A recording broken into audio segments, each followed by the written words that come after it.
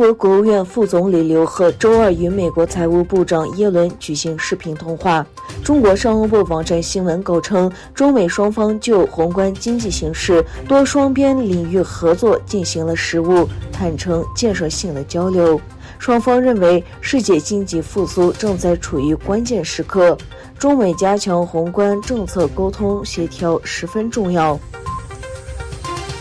美国总统拜登周二参加与东南亚国家联盟举行的视频峰会，拜登宣布拨款1亿多美元，扩大美国与东盟的战略伙伴关系。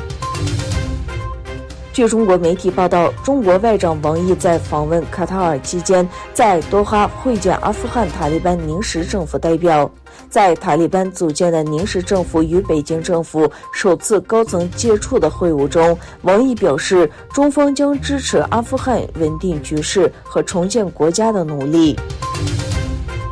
中国星期二宣布对拥有400万人口的西北城市兰州实施封禁。当局的通告说，即日起各类居民小区均实行封闭式管理，除购买生活物资、参与疫情防控工作、紧急就医等情况外，严格控制居民外出。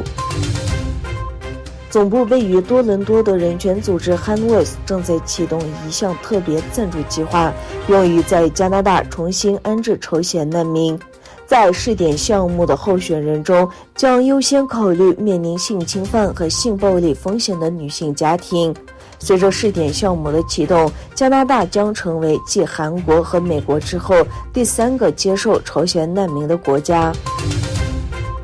土耳其总统埃尔多安和阿塞拜疆总统阿里耶夫在赞基兰出席在土耳其的帮助下建造智慧农业基地的奠基仪式。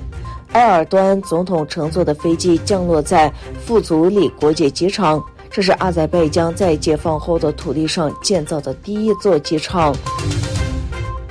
据中国媒体报道，浙江温州市10月25日，重型货柜车在维修过程中突然发生爆炸，导致司机与维修工人死亡。